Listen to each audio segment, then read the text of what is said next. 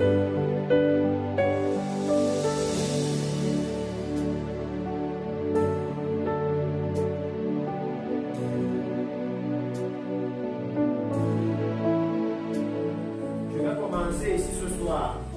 parler du temps. Alléluia. Le temps dans lequel nous sommes. Aux informations maintenant, vous voyez plusieurs choses. Jusqu'aujourd'hui, le Covid-19 n'est pas terminé. Mais pendant que le Covid-19 est encore là, vous voyez aux informations qu'il y a une autre maladie, le monkeypox. Pendant que le monkeypox est là, vous voyez par exemple qu'au Pakistan, ils ont... Vous voyez par exemple qu'au Pakistan, ils ont un tremblement de terre qui met tout par terre, qui détruit tous les murs. Et après ça, ils ont une inondation dans la même zone, les mêmes nations. Alléluia. Beaucoup de choses sont en train d'arriver sur la face de la terre à cette heure. Et c'est la première chose que nous allons vouloir partager avec vous ce soir, c'est le temps. Alléluia. Comme le pasteur a permis, peut-être, selon comment le Saint-Esprit va permettre que nous allons partager ceci en différents, je vais dire peut-être modules. Alléluia. Mais nous allons commencer par le temps dans lequel nous sommes. Parce que le temps définit nos actions. Le temps définit nos actions. Le temps dans lequel nous sommes, c'est ce qui nous montre comment nous allons fonctionner. Je vais prendre un exemple. Ngaoundéré, c'est une ville universitaire. Alléluia. Quand vous savez que Ngaoundéré, c'est une ville universitaire, alors vous savez à peu près que si on sort à 8 heures, les gens qu'on va trouver dehors, voici ce qu'ils sont en train de faire. Par exemple, ceux qui font le commerce, vous allez voir qu'ils vont adapter le commerce à la vie des universitaires. Comme les universitaires sont allés en vacances, il y a certains commerces qui ont fermé, n'est-ce pas? Et qui ne vont reprendre que lorsque les universitaires vont revenir. Alléluia. Ça veut dire que le temps dans la Bible a une valeur très très importante. Alléluia. Le temps a tellement de valeur dans la Bible que le Seigneur va jusqu'à nous dire racheter le temps. Alléluia. Le temps est précieux. Ça veut dire la façon dont nous utilisons notre temps est précieux. Et je pense que ce sera un bon moment de partage ici. Parce que c'est nécessaire pour vous de savoir que le temps que nous avons, si le Seigneur nous dit racheter le temps, ça veut dire que le temps a une valeur, n'est-ce pas? Alléluia. S'il nous dit racheter le temps, ça veut dire que le temps a même un coût. Alléluia. Le temps a un coût. Et c'est nécessaire que nous sachions que le temps que nous avons a été créé, nous a été donné par le Seigneur. Parce que la Bible dit dans le livre de Genèse, chapitre 1, regardez comment la Bible parle. Je profite de ça parce que le pasteur m'a fait savoir que la plupart d'entre vous êtes des personnes qui servient à l'église. Alléluia. La Bible dit, il commence en disant quoi? Au commencement. Alléluia. Dieu lui-même dans la Bible vous fixe toujours par rapport au temps. Par exemple, si vous prenez cette parole de Genèse chapitre 1, vous allez voir que le Seigneur vous dit que toute chose que vous allez commencer à engager dans votre vie, que la parole de Dieu soit en premier. Parce qu'il dit au commencement, Dieu dit. Alléluia. Que toute chose que vous allez engager dans votre vie, la base, la fondation, le point de départ doit être la parole de Dieu. Alléluia. Donc vous allez voir que le Seigneur fixe les hommes par rapport au temps. Et dès que le Seigneur a commencé à créer, à travailler sur la terre, il a la première notion qu'il a définie, c'est celle du temps. Parce que la Bible dit, au commencement, la terre était littéralement dans les ténèbres. Je vais lire Genèse. Moi-même, je ne m'attendais pas à lire avant qu'on ne montre quoi que ce soit. Le livre de Genèse chapitre 1, la Bible dit, au commencement, Dieu créa les cieux et la terre. La terre était informe et vide. Il y avait des ténèbres à la surface de l'abîme, et l'Esprit de Dieu se mouvait au-dessus des eaux. Dieu dit que la lumière soit, et la lumière fut. Dieu vit que la lumière était bonne, et Dieu sépara la lumière d'avec les ténèbres. Dieu appela la lumière jour, et il appela les ténèbres nuit. Alléluia. Et la Bible va vous dire, il y eut un soir, et il y eut un matin, ce fut le premier jour. Voilà là où le temps a été créé. Avant ça, il n'y avait pas de jour, les jours n'existaient pas. Alléluia. À partir de ce moment, le temps a été créé. Le temps a été créé par la bonne volonté de Dieu. Alléluia. Ça veut dire que le temps que nous avons dépend seulement de la bonne volonté de Dieu. Et lui, il dit que quand il a vu ça, et il a vu que c'était bon, et pour nous, l'Église, c'est important de savoir que pour Dieu, ce qui est bon, c'est ce qui est saint. Alléluia. Amen. Pourquoi est-ce que je le dis, mes frères? Avant même que nous entrions dans la projection que nous allons voir, c'est pourquoi nous commencions par nous poser la question de savoir qu'en tant qu'enfants de Dieu, en tant que peuple du Seigneur, comment est-ce que nous utilisons le temps que Dieu nous a donné? Alléluia. Est-ce que nous l'utilisons pour glorifier Dieu? Parce que le temps détermine les actions que nous posons. Les élèves ou les étudiants savent que si les cours commencent à 9 h ou à 8 h, alors 5 minutes avant le début des cours, je dois être dans le campus. Quand ils voient déjà que 8 h s'approchent, ils ne peuvent pas se préparer comme s'il est encore 6 h du matin. Ils vont accélérer la préparation. Alléluia. Et vous savez que quand vous accélérez la préparation, ça signifie beaucoup de choses. Ça signifie par exemple que les distractions sont finies. Quand tu sais que tu es debout à 6 h et que tu vas à l'université à 8 h, tu as tout le temps, n'est-ce pas, de zapper un peu les informations et de voir ce qu'on dit. Alléluia. Peut-être pendant que tu repasses ton habit, tu écoutes un peu quelque chose à la radio, tu peux encore mettre ton attention ailleurs. Mais quand les cours commencent à 8 h et qu'il est 7 h 45, est-ce que tu as encore le temps de zapper? Il n'y a plus le temps. Parfois même de repasser, il n'y a pas avec la vie française comme ça. Alléluia. C'est pourquoi nous devons parler du temps en premier. Parce que dans la Bible, la question la plus importante, alléluia, si vous regardez les dernières questions que les apôtres ont posées au Seigneur Jésus, il était toujours question du temps, n'est-ce pas? Matthieu chapitre 24. Dis-nous quel sera le signe de ton avènement et le signe de la fin des temps. Dans le livre de Actes, est-ce en ce temps-là que tu rétabliras le royaume d'Israël? Il était toujours question du temps, n'est-ce pas? Ça veut dire que la Bible nous montre que le temps est important, que le temps a une valeur. Connaître l'heure qu'il est a une valeur.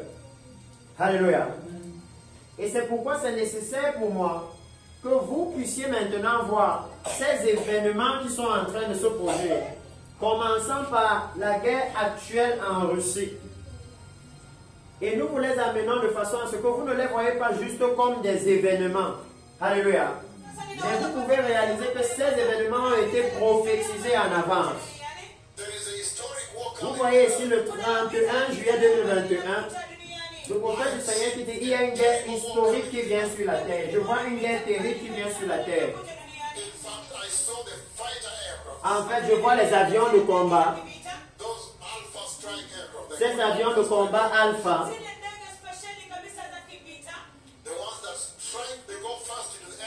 Ceux qui vont premièrement dans le territoire ennemi pour frapper.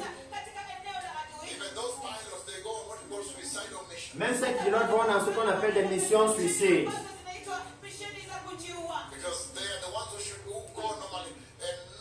Parce qu'ils sont ceux qui vont et qui frappent les facilités anti-aériennes de l'ennemi pour les désarmer.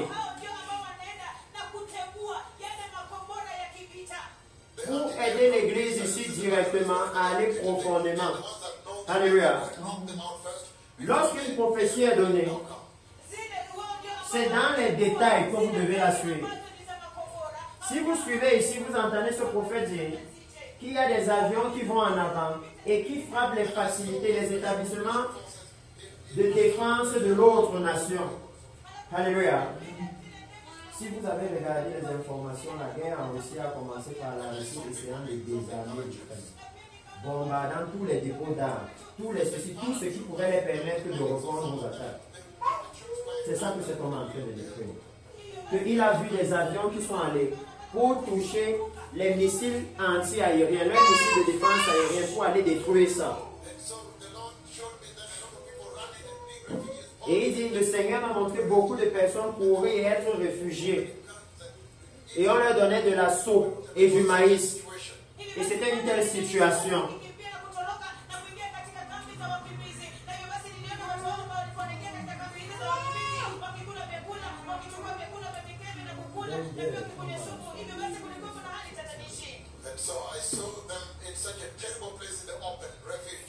Et je les ai vus dans un endroit terrible, dans des lieux ouverts comme réfugiés.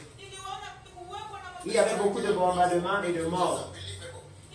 Les attaques d'avions étaient incroyables. Et il leur dit ici à un niveau que ça c'est l'escalade de la mission du cheval pâle. Il y a beaucoup de détails. Le cheval parle qu'en juillet 2009, de l'année 2009, j'ai vu relâcher du ciel.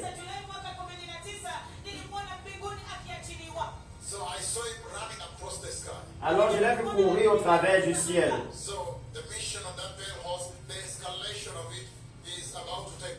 Alors l'escalade de la mission de ce cheval parle est sur le point d'avoir lieu. Et il est encore venu en ligne sur la radio mondiale, là où il parle souvent. Je vois un conflit à la frontière. Il dit, je vois un conflit à une frontière, Territorial. un conflit territorial. Un conflit territorial. And you can advance, I will just resume because they are many. Il leur a expliqué ici que dans ce conflit, une nation va venir pour annexer une autre. Parce qu'ils vont dire que ces gens parlent la même langue que nous. Ils vivent comme nous, donc ce sont nos frères. Et si vous regardez les infos, vous savez qu'au moment où on parle, il y a un référendum au Donbass en Ukraine pour savoir s'ils vont appartenir à la Russie. Au moment où nous sommes en train de parler maintenant. Alléluia. Voilà donc comment le prophète a donné tous les détails de la guerre. Il a même dit dans la prophétie qu'il a vu l'implication des Nations Unies. Les explosions qui ont eu lieu, les événements, généralement pour cette profession, on n'a même pas besoin de montrer l'accomplissement. Parce que ça passe encore aux informations chaque jour. Depuis que cette guerre a commencé, c'est ça qui fait la une de toutes les informations, presque chaque jour. Alléluia. Donc tout ce qu'il décrit là, les gens savent. Aux informations, vous avez vu les gens aller dans les camps de réfugiés. Vous avez vu les émissions qui montrent qu'est-ce qu'on leur donne à manger. Vous avez vu le maïs, la soupe dedans, les choses que ce prophète fait. Alléluia. Et vous et moi, on sait que le Seigneur Jésus a dit qu'il y aura des guerres et des bruits de guerre. Quand ils lui ont demandé quel est le signe de ton avènement et le signe de la fin des temps. Alléluia. Vous pouvez voir l'ampleur, un peu pour voir la précision des paroles de cet homme de Dieu. Parce que vous, en tant que ceux qui servent dans ce ministère, c'est nécessaire que nous puissions aller jusqu'à ce qu'il a dit ici. Si tu peux avancer, passer à autre chose. Actuellement, aux informations, vous avez 7 prophéties aussi. Le Seigneur Jéhovah, dans ce songe, il m'a élevé à un endroit. Et alors j'ai vu l'ancien des jours. Et il m'a commandé de frapper la terre avec ma main gauche prophétique. Et quand j'ai fait comme j'ai été commandé, alors j'ai vu une plaie très choquante qui a frappé la terre. Et cette plaie qui a frappé la terre venait sur tout le corps des personnes. Maintenant, je vois des boutons, des furons. Ce sera une maladie infectieuse qui vient basée sur les paroles de ma langue. Une maladie infectieuse très contagieuse. Très, très infectieuse. Une maladie effroyable vient sur la face de la terre. And that disease is characterized Et cette maladie est caractérisée par beaucoup de furontes, de gros furontes and they are reddish in color. qui sont gros et rougeâtres en couleur. Et chaque bouton a comme un œil. Et quand l'œil de ce furon est sombre, et lorsqu'ils éclatent, ils éclatent et un fluide sort. Et ce fluide est très infectieux. Lorsqu'il coule, le Seigneur m'a montré que le fluide infecte les autres parties qui ne sont pas infectées et d'autres petits boutons commencent à sortir, des boutons douloureux, très douloureux. Ça, c'est la prophétie que je vois maintenant. Que le Seigneur m'a commandé de frapper la terre, toutes les nations de la terre. Maintenant, strictement basé sur les paroles de ma langue, je frappe la terre avec une maladie, une plaie, pour marquer le temps du commencement des douleurs, pour que les nations de la terre puissent savoir que la venue du Messie s'est approchée. Que le messager qui a été promis dans le livre de Malachie, Malachie chapitre 3, verset 1 à 2 et la suite, Malachie chapitre 4, que ce messager est maintenant là. Lorsqu'il dit, souvenez-vous de la loi de mon serviteur Moïse, et dans ces jours, je vous enverrai Élie le prophète. Et maintenant, strictement basé sur les paroles de ma langue, une autre maladie vient sur la terre. Et cette fois-ci, celle-ci a des furons sur tout le corps, sur toute la peau des hommes et des femmes. Si tu peux avancer la conversation.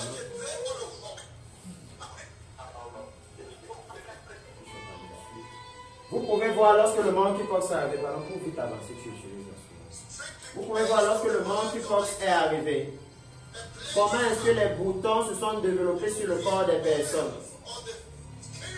Et c'est aux informations maintenant. Dernièrement, je dirais que la France a commandé 50 000 doses de vaccins. C'est important que l'Église puisse être le peuple qui va dire aux autres qu'est-ce qui se passe. Pourquoi est-ce que ces choses sont en train d'arriver. Alléluia. Parce que maintenant, vous ici par exemple, vous savez que cette information que vous voyez à la télé, c'est à cause de la venue du Messie. Alléluia.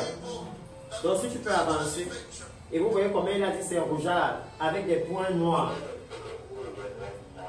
Et si vous voyez la prophétie qu'il a donnée sur le COVID-19, le 1er décembre 2015, dans cette prophétie, il explique que le Seigneur l'a amené en Asie. Et que lorsqu'il est arrivé en Asie, le Seigneur l'a amené dans les hôpitaux et qu'il a vu que les hôpitaux étaient inondés de gens. Il y avait tellement de gens, les médecins montaient, couraient, ils n'arrivaient pas à gérer la foule de personnes qui étaient là malades.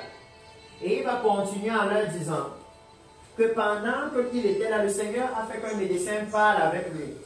Et le médecin lui a dit qu'on ne sait pas quelle maladie c'est. Et on n'a pas d'équipement. Alléluia. Tout ce qu'on peut faire, c'est faire les prélèvements et envoyer pour analyse.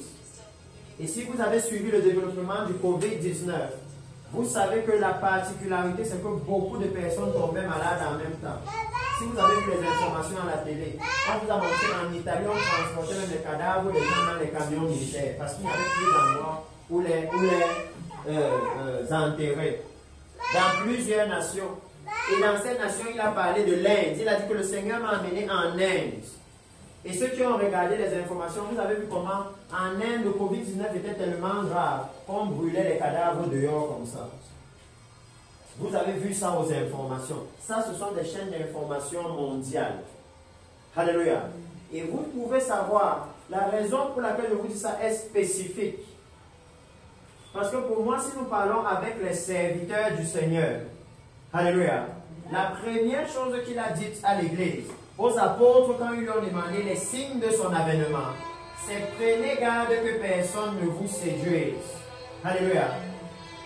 Et précieux peuple, vous devez vous poser des questions sur ça. Comment est-ce que Jésus peut dire aux gens qui ont dormi avec lui, qui ont mangé avec lui, qui ont marché avec lui chaque jour, que quelqu'un peut venir leur mentir au sujet de Jésus. Si Jésus peut dire ça aux apôtres qui ont marché avec lui, à combien plus forte raison nous qui ne l'avons pas vu de façon visible? Alléluia. C'est pourquoi j'amène ces choses pas à pas. Pourquoi? Pour que l'Église soit capable de reconnaître un prophète. Les détails qu'il vous donne, c'est ça qui vous montre que c'est ça la prophétie ici. Alléluia. Les détails. Que s'il est en train de vous dire que les hôpitaux étaient bondés de monde, vous devez voir ça. Et l'une des particularités avec cet homme de Dieu, c'est que toutes les prophéties que vous allez voir sont passées généralement aux informations. Donc les signes de la venue du Messie sont en train de passer à la télé. Personne ne pourra dire au Seigneur que je ne voyais pas. Alléluia. Donc vous avez vu ce qui s'est passé en Inde. You can advance, please. Ce qui s'est passé en Inde. Une autre prophétie, I don't know why you do that, there are other sickness. Mets en ordre, s'il te plaît. Une autre prophétie concerne par exemple le virus Ebola. Je veux qu'il montre d'abord les maladies, même si ce n'est pas dans l'ordre des dates. Parce que vous pouvez vous repérer et comprendre pourquoi le Seigneur Jésus a dit il y aura des pestes en divers lieux. Et vous pouvez maintenant vous poser la question de savoir, est-ce que nous sommes dans le temps là où il y a des pestes en divers lieux? Alléluia. Parce que je vous ai dit au début que le temps détermine nos actions. Parce qu'à la fin de ça, si nous pouvons au travers de ces éléments voir dans quel temps nous sommes, alors ce que nous avons à faire devient évident. Parce que le temps détermine nos actions. Ce que nous avons à faire devient évident. La raison pour laquelle on ne peut ne pas se presser d'aller au travail, c'est parce qu'il est encore 6 heures du matin et qu'on commence à 8 heures. Alléluia. Mais quand il est déjà 7h45 et qu'on commence à 8h, on sort de la maison en courant. La raison pour laquelle l'Église peut prendre le temps à se préparer pour la venue du Messie, c'est parce qu'il croit qu'il y a encore le temps. Il croit qu'il y a encore beaucoup de temps. Que non, c'est dans 50 ans qu'il va venir. C'est dans 30 ans. Alléluia. Alors que lui ne nous a donné ni jour ni date, mais il a donné des signes qui annoncent qu'il est en train de venir. Alléluia. Donc vous voyez ici comment il a annoncé cette maladie. Et il donne toujours les détails. En fait, généralement avec les maladies, une chose que j'ai remarqué, c'est que parfois, il donne le mode de transmission. Comme ici, il dit qu'il suffisait que vous touchiez la personne infectée pour que vous aussi vous soyez infecté. Et vous savez qu'avec le virus Ebola, si tu peux avancer, s'il te plaît. Avec le virus Ebola, voilà par exemple, quelqu'un pouvait mourir comme ça et personne n'allait le toucher. À cause de la maladie. S'il te plaît, est-ce que tu peux avancer, lorsqu'on voit comment même les médecins s'habillaient, vous voyez comment ils s'habillaient. Comme il a dit que la maladie sera tellement infectieuse que si la personne la touche même un endroit comme ça, tu viens après, tu te comme une malade. Voilà pourquoi les médecins s'habillaient comme ça. Ils devaient couvrir tout. Alléluia. À cause de combien la maladie était infectieuse. Please, go to the other prophecy.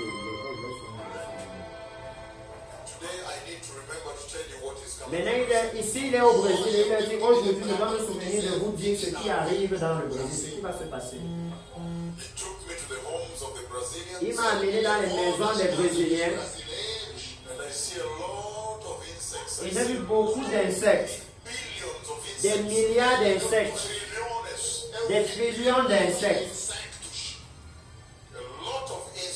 beaucoup d'insectes, plusieurs sur les lumières partout.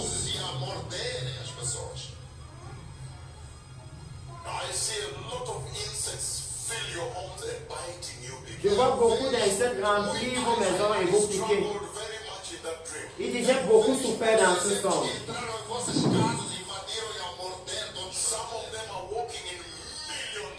Certains d'entre eux marchent par millions sur les murs comme ça. Et quelques années après, cette prophétie a donné naissance. Il a dit, je vois le jugement du Seigneur venir sur cette nation. Quelques années plus tard, cette prophétie a donné naissance à ceci. Lorsque les insectes, les moustiques en particulier, ont envahi le Brésil, ça a amené ce qu'on appelle le virus Zika. Can you show them where there are mosquitoes? Le virus Zika, c'est cette maladie où ceux qui avaient ça Voilà comment on fumiguait. Évidemment, ça c'est comme si on a les insecticides dans toute une ville. Parce que la ville est envahie. Ça c'est passé aux informations. En fait, à cause de cet envahissement linguistique, les Jeux Olympiques qui ont eu lieu au Brésil devaient être annulés. Les gens ne savaient pas est-ce que ça allait avoir lieu ou pas à cause de ça. Et lorsqu'ils piquaient les gens, quand ces gens avaient un enfant, cet enfant naissait avec une petite tête. C'est pour ça que vous avez vu, les cas sont là. Que les signes de la venue du Messie passent à la télévision. Ce que nous vous montrons viennent des médias. Alléluia. Ça vient des médias. Et lorsqu'il y a de telles annonces, l'Église doit prêter attention. Par exemple, lorsque le même prophète est allé et a annoncé par exemple une plaie de sauterelle, vous savez que dans la Bible, une plaie de sauterelle, même une plaie de moustique comme ça, c'est dans la Bible, non? C'est ce que Moïse a fait en Égypte. C'est pour ça que Dieu dit à l'Église que souviens-toi de la loi de Moïse. Que quand Moïse est venu en Égypte et qu'il a fait ce genre de plaie, parce que je vous ai dit, et j'ai dit à certaines personnes, chacune de ces prophéties accomplies, c'est un message. Si vous allez dans la Bible et vous regardez pourquoi Moïse avait amené les moustiques en Égypte, c'est parce que le peuple devait sortir d'Égypte pour aller en terre promise. Comme l'Église doit finalement sortir du monde pour aller dans le royaume de Dieu. Qu'il y a un message. Ce ne sont pas juste des jeux, alléluia, que le Seigneur est en train de faire. Pourquoi Moïse avait annoncé les sauterelles qui ont envahi l'Égypte? Parce que le peuple devait sortir d'Égypte pour aller en terre promise. Alléluia. Il est venu dire à Pharaon, laisse mon peuple partir pour qu'il me serve dans le désert. Et il avait dit à Moïse que j'ai vu la souffrance de mon peuple et je suis venu les sortir d'Égypte pour l'amener sur la terre que j'ai promis à leurs ancêtres. Alléluia. Donc vous pouvez voir que le Seigneur est en train de donner à l'Église et aux nations un message très clair. Chacune de ces prophéties, regardez comment les sauterelles arrivaient. Et dans la prophétie, j'ai vu les sauterelles arriver par milliers. Et il a dit, repentez-vous Kenya. Cette invasion de sauterelles a touché près de 80 pays. Si vous suivez tout ça, vous allez voir que le Fonds alimentaire mondial a commencé à dire que les nations sont menacées de famine. Parce que vous savez que quand les sauterelles arrivent, elles dévorent les cultures. Alléluia. Vous le voyez dire, repentez-vous et retournez au Seigneur. Donc vous pouvez réaliser que le Seigneur est littéralement en train de secouer la face de la terre. Et lorsque le prophète du Seigneur est allé en Australie, lorsqu'il est allé en Australie et qu'il a parlé à l'Australie, voilà là le Fonds alimentaire mondial dit que ça c'est la pire invasion de sauterelles depuis 70 ans. C'est parce que lorsque nous présentons ces choses, nous courons après le temps. Comme je disais à Mme Mayaki là tout à l'heure, peut-être que nous avons eu l'avantage d'avoir un enseignement sur chacune de ces prophéties. De comprendre pourquoi quand cet homme de Dieu annonce quelque chose, il a dit ce sera historique, please. Australia. Il a dit ce sera historique. Il dit le Seigneur a parlé avec moi cette nuit au sujet de cette nation. Je me suis endormi. Et alors j'ai vu un énorme jugement venant en Australie. Je crains toujours quand le Seigneur m'envoie dans une nation qu'il va me montrer quelque chose. Il m'a pris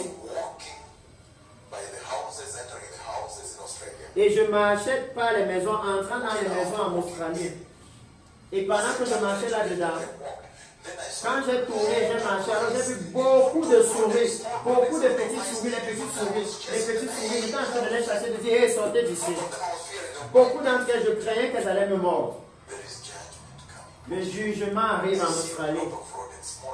J'ai vu beaucoup de souris, beaucoup de petites souris, elles entraient partout.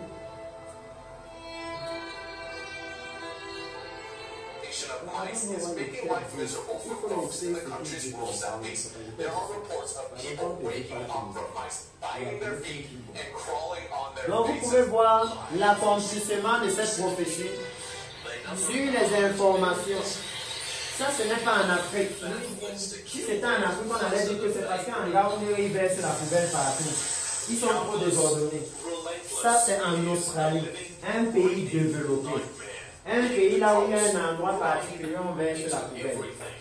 Alléluia. Où on fait le retraitement des déchets. C'est là-bas que tout ceci a maintenant eu lieu. Vous pouvez voir, regardez, les souris partout, même dans les pianos partout. Et si vous regardez toute cette prophétie, vous allez même arriver là où, comme l'homme de Dieu a dit que j'ai eu peur qu'elles allaient me mordre, les souris ont même mordu les gens. Si c'était ici, on allait dire que c'est le sorcier, c'est le totem de l'eau. Pour que vous puissiez voir, qu'est-ce qui est en train de se passer maintenant? Alléluia. Et que le messager qui est en train d'annoncer tout ça est en train de dire que cela vous annonce que le Messie est en train de venir. Alléluia. Ça, c'est censé faire voir à l'Église le temps dans lequel nous sommes. Alléluia. You can just go on. Le temps dans lequel nous sommes. On July 29, Et ici, vous pouvez voir la prophétie dont il a parlé tout à l'heure concernant le cheval pâle. Il est le 29 juin 2009. Pendant que j'étais à l'aéroport en Afrique du Sud, le Seigneur m'a parlé concernant le cheval pâle, le quatrième, ever since that July le cavalier pâle, le quatrième. Et il dit que depuis cette année-là, going around in Venezuela, j'ai été en train d'aller au Venezuela, prophesying prophétisant the release, the coming of the fourth horseman, the le relâchement, la venue du quatrième cavalier. Tu peux avancer directement à la prophétie. Dans plusieurs pays, même au Kenya, quand il est arrivé dans les meetings, il annonçait ça aux gens. Il leur disait même comment ce cheval allait faire les ailes. Et vous voyez ce que Euronews a filmé. Un cheval pâle. Dans certaines versions de Bible, on dit le cheval verdâtre. Et précieux que nous, l'Église, nous sommes censés savoir ce que ce cheval peut faire. Alléluia. C'est dans nos Bibles. Donc on peut regarder le monde et là dit oui, le cheval pas les relâcher. Parce que la Bible dit qu'il a le pouvoir de tuer les hommes par la peste. Mes frères, comment on a vu ça sur combien de versions? Parce que souvent c'est l'église qui fait comme si eux ils ne voient pas. L'église elle dit que non, ça c'est, je ne sais pas, le dernier ordre mondial, des choses comme ça. Alors que la Bible nous parle. Alléluia. Que Dieu est en train de faire quelque chose pour attirer l'attention des hommes. Dieu est en train de nous montrer que ce monde-ci n'est pas sécurisé pour nous. Il est en train de nous dire que nous avons une demeure là-haut qui est sécurisée. Il n'y a pas de peste. Alléluia. Il n'y a pas de guerre, de bruit de guerre là-bas. Lorsque cette prophétie s'est accomplie, vous voyez les journalistes de CBS, là où le caméraman va demander à la reporter qui était avec lui, mais c'est quoi la chose qui marche au milieu des gens là comme ça? Et normalement, la réponse, c'est l'église qui doit répondre. Cet événement a été filmé en Égypte, au lieu qu'on appelle la place Tahrir Square. Ceux qui ont regardé les infos il y a quelques années savent que c'est sur la place Tahrir Square que ce qu'on a appelé le printemps arabe a commencé. Le printemps arabe, c'est lorsque tous les pays arabes ont commencé à entrer en guerre. En Égypte, c'est même ça qui a enlevé le président de l'Algérie. En Tunisie, plusieurs pays. Là où un homme est sorti à cause de la vie chère, avec un bidon de carburant, il a versé sur lui, il s'est mis le feu, il s'est tué. Et la guerre a commencé dans tous les pays arabes. C'est ce cheval. Cette prophétie s'est accomplie à ce moment-là. Pour voir que Dieu est en train de marquer les temps. Alléluia. Dieu est en train de marquer les époques.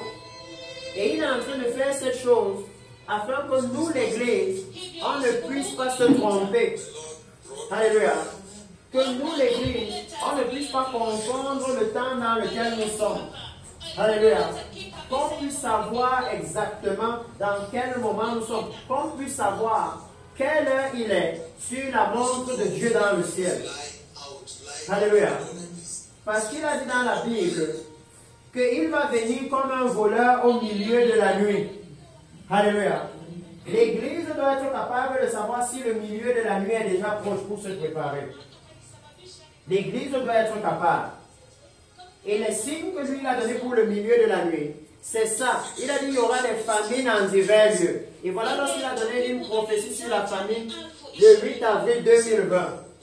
Annonçant comment dans les nations, il a vu les gens qui vont sortir dans les rues à cause de la famine. Même à ce moment, si ça passe aux informations, vous savez qu'il y a les infos. Au Sri Lanka, le président a fui même le Premier ministre. Parce que le pays est tombé à un niveau là où il n'y avait même plus le carburant dans les stations d'essence. Les gens ne pouvaient plus rien faire. Ils ont décidé de marcher à pied jusqu'à chez le président et d'encercler le palais présidentiel. Ça passe aux informations. Donc si l'Église regarde cela à la lumière de la parole, vous allez réaliser que nous sommes dans un temps particulier sur la face de la terre. Alléluia. Que nous sommes dans un moment particulier. Et il y a plusieurs prophéties, comme celle-ci, où un homme sur la terre ici avec nous annonce aux hommes la collision d'étoiles dans le ciel. Je ne sais pas combien d'étoiles vous voyez quand vous regardez ici. Mais lui vous dit qu'une étoile va quitter d'une galaxie et aller dans une autre. Je ne sais pas combien de galaxies nous pouvons voir avec nos yeux. Et va aller cogner une autre. Et il le dit littéralement 10 ans avant, avec les détails. Il dit ça, c'est un événement qui n'a jamais eu lieu depuis que la terre a été créée. Le Dieu d'Israël m'a parlé, il m'a dit qu'il va secouer les cieux au-dessus de la terre. Et voilà ce qui va se produire.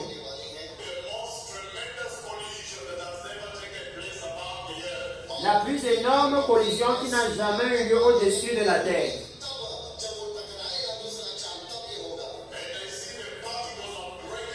Et j'ai vu les particules se détruire et exploser avec beaucoup de fumée et des flammes bleuâtres.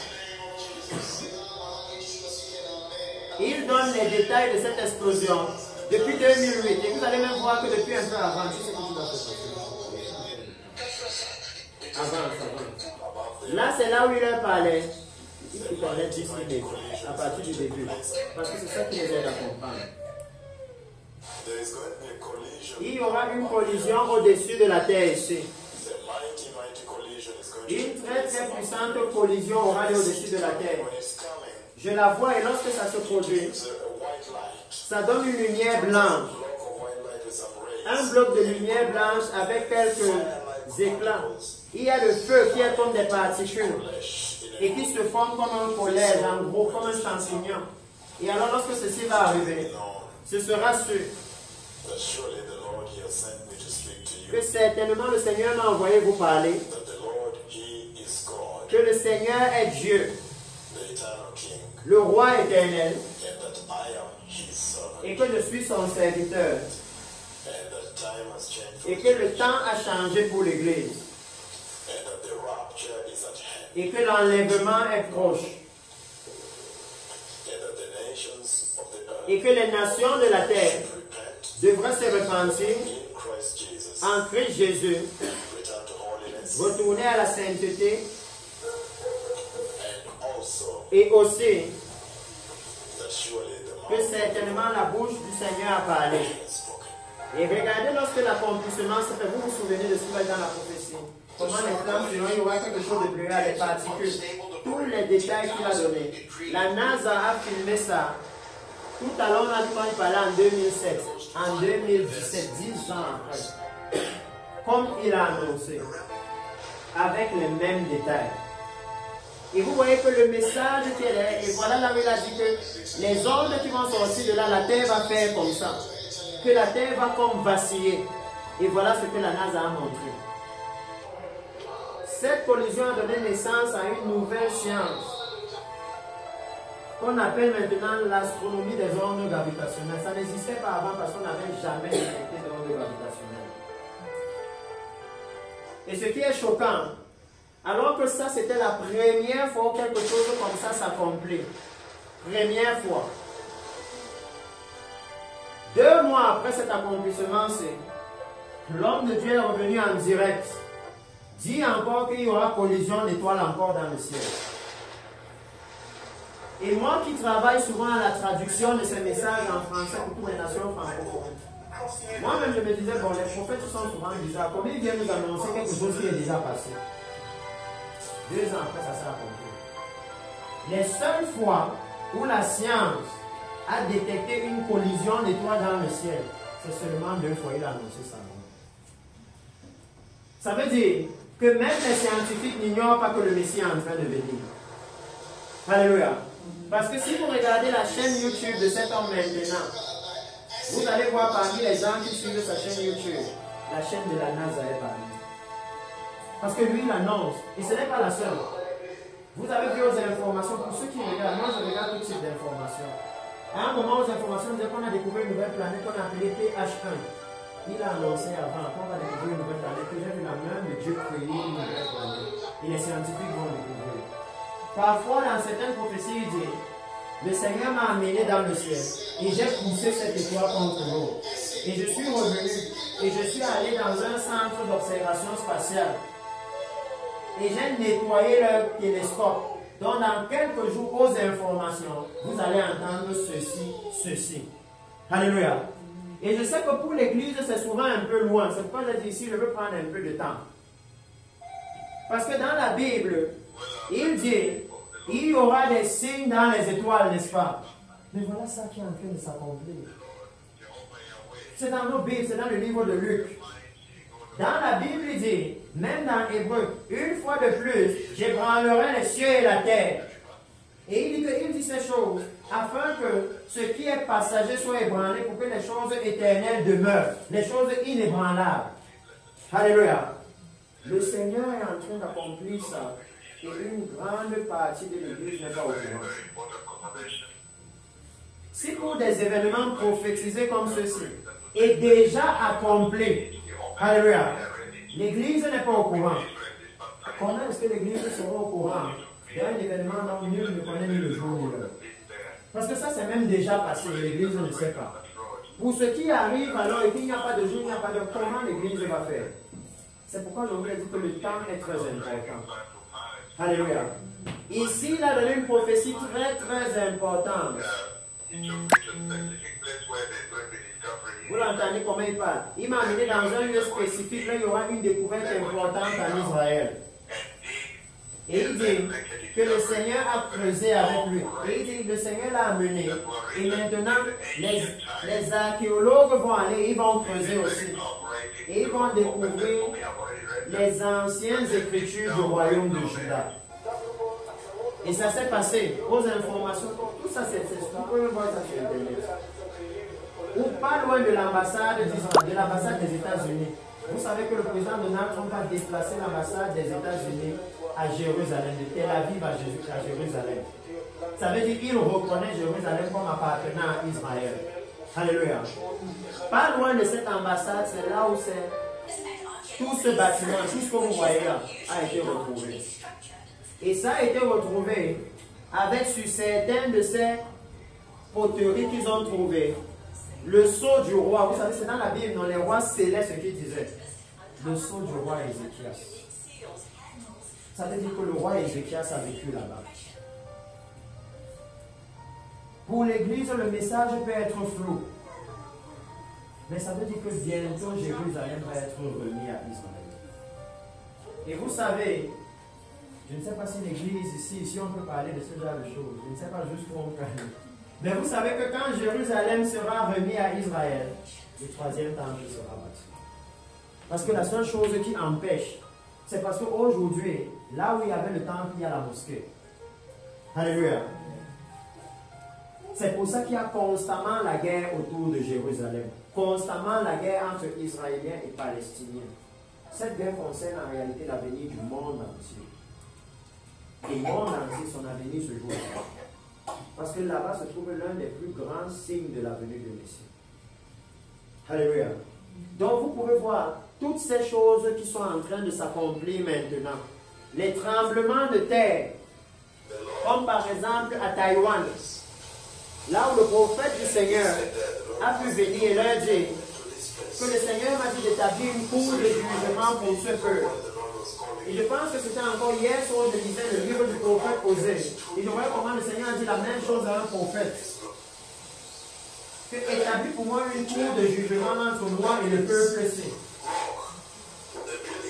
Et il dit ici qu'il y aura un tremblement de terre. Et il y a un bâtiment qui va se briser. Et il leur donne les détails. Que dans ce tremblement de terre, j'ai vu un bâtiment avec les fenêtres en vitre. Tout le bâtiment sera frappé. Et lorsqu'il est frappé, voici le problème. C'est que quand le bâtiment est frappé par le Seigneur, par le tremblement de terre, l'autre partie qui reste debout est inclinée comme ça. Alors, je vois que le bâtiment est sur le point de tomber. Et alors, il y a aussi la crainte qu'une réplique du tremblement de terre peut arriver et le bâtiment tombe sur les maisons qui sont aux alentours.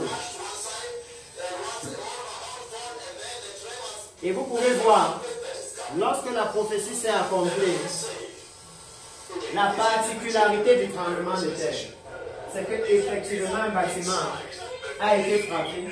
Mais vous voyez comment il a montré comment ça sera en 2012, en 2018. Et dans toutes ces nations, quand vous entendez ce qu'il dit, il dit que les nations doivent commencer à se préparer dans la justice, dans la sainteté, arrêter l'immoralité sexuelle, arrêter l'amour de l'argent, arrêter l'évangile de prospérité dans l'église, les faux prophètes, les faux apôtres, pour que l'église puisse maintenant se préparer pour la glorieuse venue du Messie. Regardez un peu avec quelle ampleur vous pouvez littéralement dire la quantité d'énergie que Dieu dépense pour préparer l'église, pour attirer l'attention de l'église sur l'heure à laquelle nous sommes. Alléluia. Et vous voyez ici, il dit le Seigneur m'a parlé au sujet de vos péchés. Le péché sexuel sur les plages. Le péché sexuel dans l'église. Les pasteurs qui couchent avec les femmes dans l'église. Le péché sexuel. Les pasteurs et l'équipe d'adoration. Et il y a le péché sexuel parmi les brebis. L'image de Christ a été détruite. Mais le temps est venu où cette image doit être restaurée. À cause du péché, le Seigneur m'a dit qu'il y aura un tremblement de terre. Un tremblement de terre historique qui va tuer des gens. Et je vous vois courir pour vos vies. Mais je vois que vous n'avez nulle part où courir.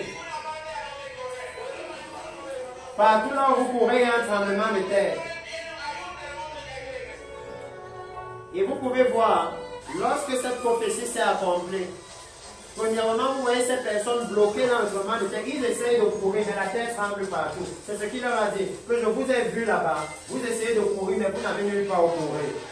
Et quand vous écoutez ces prophéties, vous le voyez dire que ce sera un tremblement de terre historique.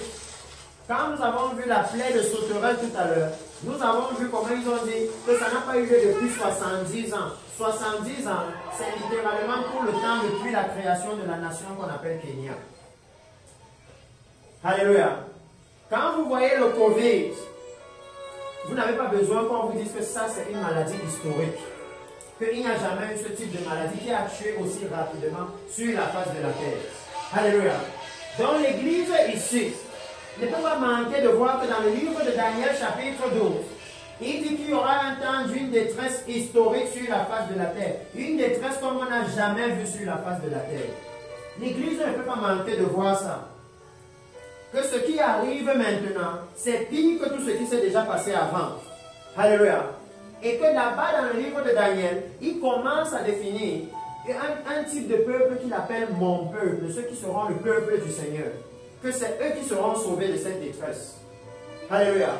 Dans le livre de Daniel, il va très loin, il dit beaucoup de choses. Mais je veux que vous regardiez un peu, ce que vous voyez là, ce n'est pas la poubelle, ce sont les cadavres. Dans ce tremblement de terre, plus de 300 000 personnes sont mortes. Parce que je veux surtout dire quelque chose à l'église ici. Parce que dans cette prophétie, vous avez entendu le prophète du Seigneur dire que l'image de Christ a été détruite et qu'elle doit être restaurée. Alléluia. Et je dois informer l'église ici que si l'église dit, ok, nous on ne veut pas restaurer le témoignage de Jésus en vivant comme Jésus. Ça veut dire en vivant dans la sainteté. Alléluia. Jésus peut restaurer son témoignage en vous jugeant. Parce que là, il va montrer aux gens qui ne tolèrent pas le péché. Que lui n'est pas dans le péché là. Alléluia. Donc nous pouvons décider que nous allons restaurer le témoignage du Seigneur en nous repentant, en nous détournant du péché. Ou nous pouvons décider que nous allons laisser Dieu restaurer son témoignage. Et regardez ce qu'il dit dans la Bible, dans le livre de Sophonie. Parce que quand j'ai vu l'accomplissement de cette prophétie, ça n'a pas manqué de me ramener dans le livre de Sophonie. Le livre qui parle du jour de l'Éternel. Est-ce que vous savez ici ce qui va se passer le jour de l'Éternel? Alléluia. Laissez-moi lire ça pour vous, le livre de Sophonie. Il dit, et je commence à partir du verset 14, Sophonie chapitre 1, verset 14, il dit, le grand jour de l'Éternel est proche. Il est proche, il arrive en toute hâte. Le jour de l'Éternel fait entendre sa voix. C'est pourquoi vous entendez quelqu'un vous dire que, et vous saurez que la bouche de l'Éternel a parlé. Que les signes que vous voyez là, c'est le jour de l'Éternel qui vous fait entendre sa voix. Il vous montre que son jour est proche. Alléluia. Il vous montre que voilà les choses qui vont arriver quand son jour va venir. Que voilà les choses qui vont arriver quand l'Église sera enlevée. Laissez-moi vous lire ça. Il dit, et le héros pousse des cris amers. C'est un jour de fureur, un jour de détresse et d'angoisse, un jour de ravage et de destruction, un jour de ténèbres et d'obscurité, un jour de nuée et de brouillard, où retentiront la trompette et les cris de guerre contre les villes fortes et les tours élevés. Écoutez ce que le Seigneur lui-même dit. Je mettrai les hommes dans la détresse. Alléluia. Il dit que c'est lui qui va faire. Je mettrai les hommes dans la détresse et ils marcheront comme des aveugles parce qu'ils ont péché contre l'Éternel. Alléluia.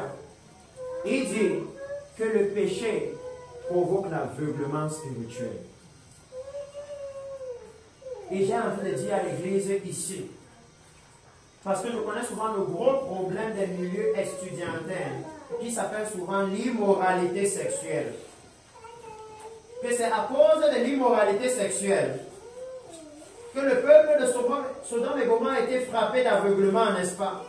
Au point où la porte de la maison de l'autre qui était à côté d'eux, il n'arrivait plus à trouver ça. C'est de ça qu'il parle.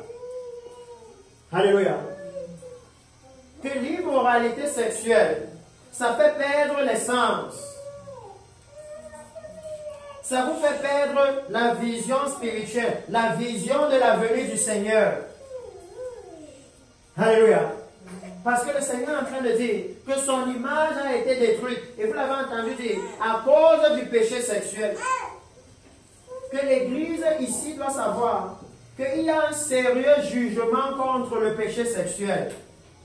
Alléluia. Dans la Bible, à cause du péché sexuel, Samson a perdu son onction. À cause du péché sexuel, la famille de David a été littéralement détruite. Dieu lui a dit que tu as agi en secret, moi je vais agir en public. Quelqu'un d'autre va faire la même chose avec tes femmes aux yeux de tout le monde. C'est le propre fils de David qui a fait ça, Absalom. À cause du péché sexuel. Alléluia. Est-ce qu'il se pourrait que même dans nos familles, beaucoup de choses arrivent? Parce que nous, l'Église, nous sommes allés dans le péché sexuel, oubliant qu'il y a les répercussions jusqu'à ceux qui sont derrière nous. Comment est-ce que nous avons mené nos vies? Parce que ici, le Seigneur dit, ils marcheront comme des aveugles parce qu'ils ont péché contre l'Éternel. Et écoutez, c'est Dieu lui-même qui parle. Jésus a dit qu'il est amour. Alléluia. Écoutez ce que Dieu dit. Je répandrai leur sang comme la poussière et leur chair comme de l'ordure. Quand vous voyez, c'est la vision de tout à l'heure. Les cadavres sont par terre comme si c'est la poubelle qu'on a versée en rouge. Il dit qu'il montre déjà à l'Église ce qu'il va faire au jour de l'Église. Pour que vous puissiez savoir que non, ce n'est pas une blague, c'est sérieux, il va le faire. Alléluia. Peut-être que nous, l'Église, on ne comprend pas souvent. Mais souvenez-vous que pour le Seigneur, nous ne sommes rien d'autre que de la boue mélangée à l'eau. Souvenez-vous de ça. Que lorsque la pluie est tombée sur la face de la terre, alors il a pris la poussière et il a modélé l'homme. Alléluia. Et la Bible dit que par la suite, il a soufflé son souffle dans les narines de l'homme. Le souffle de Dieu. L'homme que vous êtes est le seul être qui a en lui quelque chose de terrestre et quelque chose de céleste. Il n'a pas soufflé son souffle sur les animaux. C'est pourquoi il dit dans le livre de Corinthiens que Dieu chérit l'esprit qu'il a mis en vous. L'homme est le seul être sur la terre qui fait la connexion entre les cieux et la terre. C'est pourquoi pour que Jésus le fasse, quand il est venu, il a dit, vous verrez désormais les anges monter et descendre sur le Fils de l'homme. Et il est venu dans une chair comme la nôtre. Alléluia. Mais rempli de l'esprit de celui qui est en vous. Il dit que l'église ici en Gaoundéré était censée sortir là et arracher les âmes des ténèbres et les amener à la lumière de Christ. Alléluia. L'église ici en Gaoundéré est censée vivre de façon à ce que, quand ils voient votre style de vie, quand ils regardent notre style de vie, ils sentent que le jour du Seigneur est proche. Aujourd'hui, j'ai appris que notre pasteur ici est enseignant. Quand il va à l'école et qu'il sait qu'il a le cours très tôt le matin et qu'il est sorti tard, pasteur, n'est-ce pas, tu presses le pas. Et tout le monde sait que non, le pasteur est en retard. Et il parle dans quelque chose d'important. Pourquoi alors l'église, pour se sanctifier, remet toujours à demain, s'ils savent que le temps est déjà proche? Parce que je suis venu vous dire que l'église est en retard. Alléluia. L'église est en retard. Toutes ces choses sont déjà en train de se passer. Et l'église ici n'est pas au courant.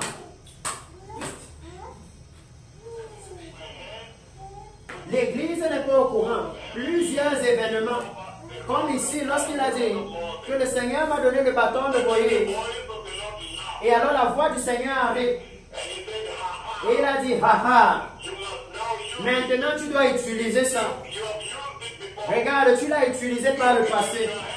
Maintenant c'est dans ta main, tu peux l'utiliser. Et il dit, écoutez-moi les nations des Caraïbes. Écoutez-moi les îles et les nations des Caraïbes. Je vous ai averti avant. Et maintenant l'accomplissement du temps est arrivé. Je tiens le bâton de Dieu dans ma main. Et maintenant je vous frappe avec un ouragan. Et regardez ce qui se passe. Vous avez vu ces choses à la télé. Ouragan Maria, ouragan ceci. Mais est-ce que l'église sait d'où ça vient? Et pourquoi le Seigneur le fait? Qu'il est d'abord venu, il leur a dit qu'à cause du péché sexuel sur vos plages, vous êtes un pays qui est réputé pour le monde pour le tourisme. Et c'est un tourisme uniquement pour l'immoralité sexuelle. Les gens quittent d'autres pays pour venir chez vous uniquement pour le péché sexuel. Sur les plages, au vu et au su de tout le monde. Est-ce que l'église en Gaoundéré est en train de prévenir les autres du danger qui les guette? Parce que souvent on nous pose une question. Nous disons que j'aime ma mère, j'aime mon père, j'aime mon frère. Mais depuis que nous sommes nés de nouveau, est-ce que notre façon de vivre les a prévenus du danger qui arrive? Est-ce qu'on leur a permis de se demander mais pourquoi Marie vit maintenant comme ça? Pourquoi elle a changé sa façon de s'habiller? Pourquoi maintenant elle est sérieuse avec l'église comme ça? Pour qu'on puisse leur dire que le problème c'est que le Messie est en train de venir. Regardez ce qui passe aux informations. est-ce que notre façon de vivre a pu témoigner de ça? Parce qu'il est arrivé, par exemple, ici au Chili, où il dit, j'ai vu la colère de Dieu se déverser dans ce pays. Je vois le jugement de Jéhovah.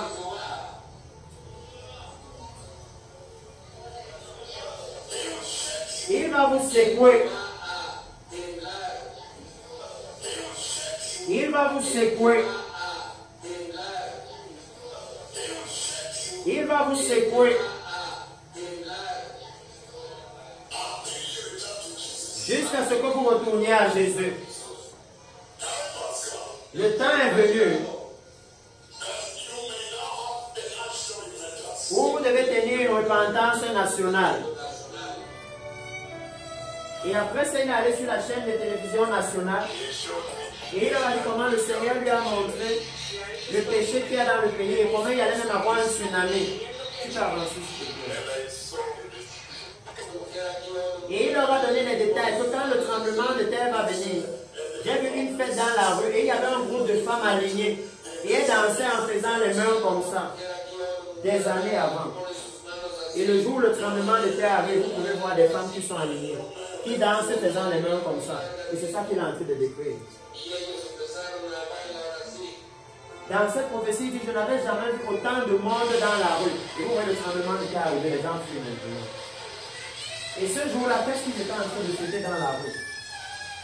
C'était la journée de l'initiative.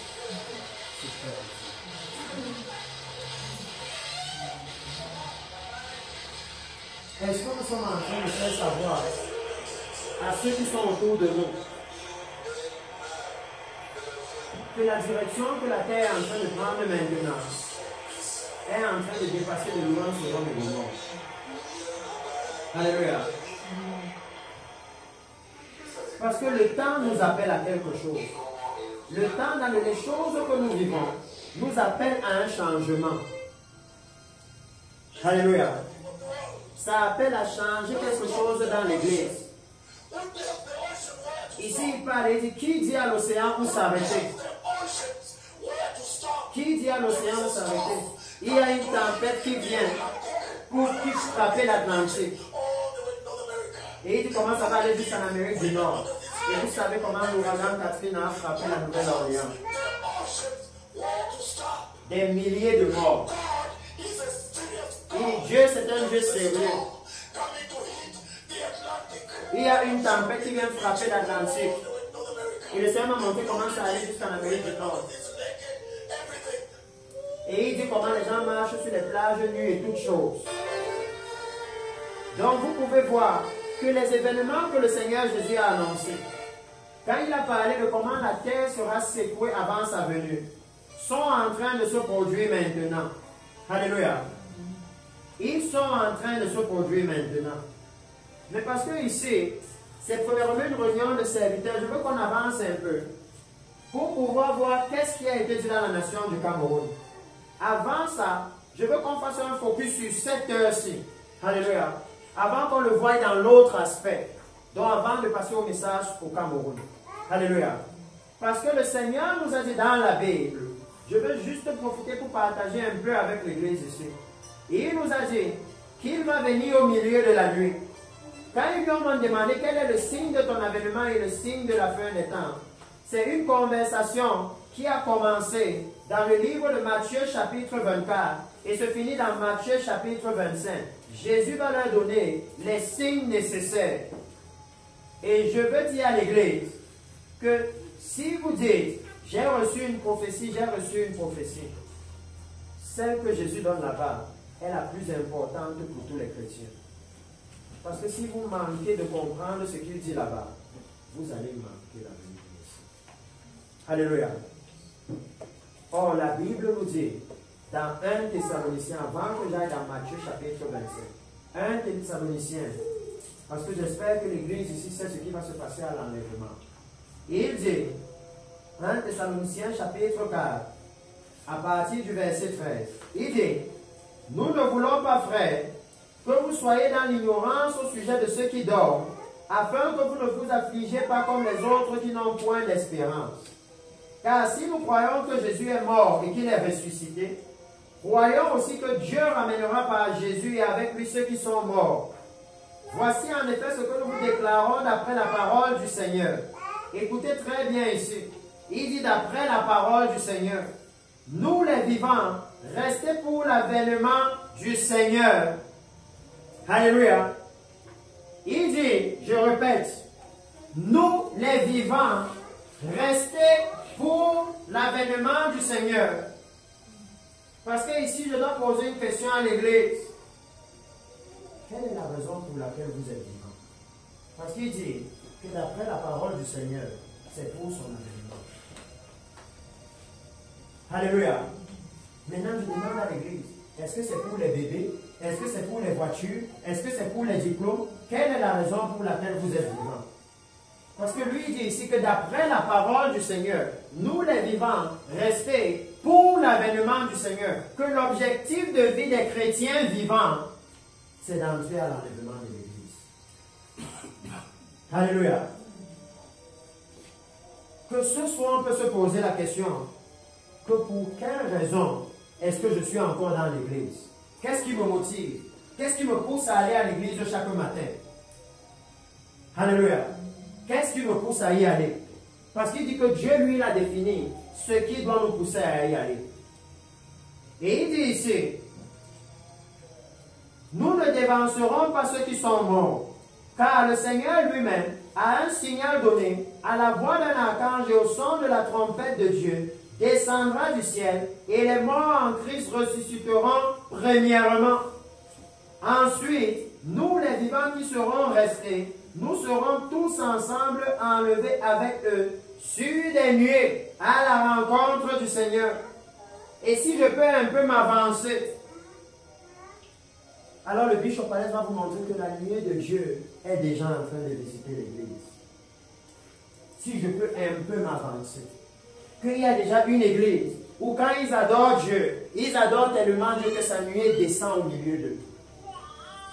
La question que je veux poser à l'église ici, c'est que si cette visitation c'était l'enlèvement, que serait-il à venir de l'église? Alléluia. Parce qu'il dit que le rôle de la nuée, c'est de prendre l'église, c'est d'enlever l'église. Et nous sommes dans un temps là où l'église ne sait même pas que nous sommes dans la dispensation de la nuée de Dieu. Que dans la Bible, il dit que la nuée de l'Ancien Testament là va revenir. C'est pourquoi il dit, souvenez-vous de la loi de Moïse. La dispensation de Moïse, c'était la dispensation de la nuée de Dieu. L'Église n'est pas au courant de toutes ces choses. Et le problème, c'est que l'horloge de Dieu, elle ne ralentit pas, elle ne fait qu'avancer. Alléluia.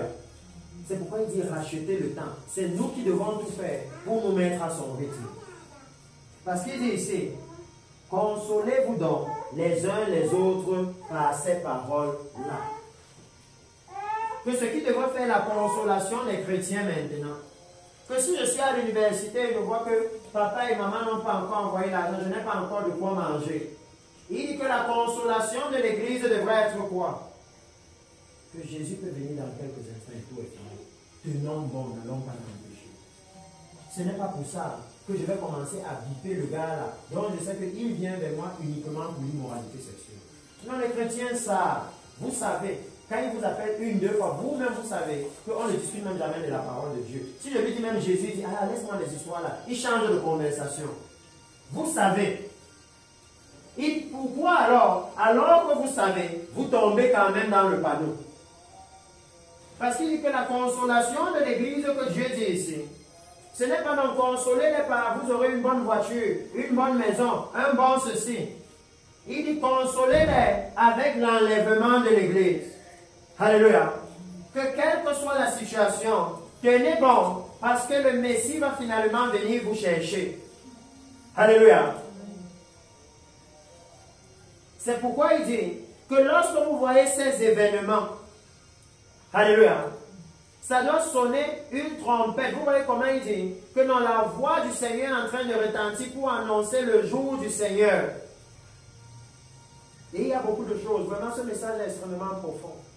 Par exemple, si vous allez dans Genèse chapitre 3, le serpent est venu dans le jardin, n'est-ce pas?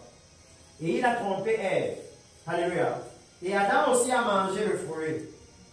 Quelle est la prochaine personne qui vient dans le jardin? Le Seigneur. C'est la venue du Seigneur. C'est la venue du Seigneur. C'est pourquoi il annonce qu'avant la venue du Seigneur, prenez garde que personne ne vous séduise. Même dans le livre de 2 Corinthiens, il nous a dit, j'ai peur que comme le serpent a séduit Ève, que vous aussi, il nous a dit, ce sera la même séduction. Comment alors on tombe encore dedans? Est-ce que nous-mêmes, quand on voit la fille là à l'université, qu'un gars est venu, il a trompé, il a mis un enfant, il est parti. Un autre vient, il met un autre, il part. Un troisième, il met, n'est-ce pas, nous tous on dit que la fille est bête juste là. Comment alors l'Église fait? Comment ça se passe pour que ça arrive comme ça? Parce qu'il dit que ce sera la même séduction qu'au départ. Genèse chapitre 3 là, vous voyez la venue du Seigneur.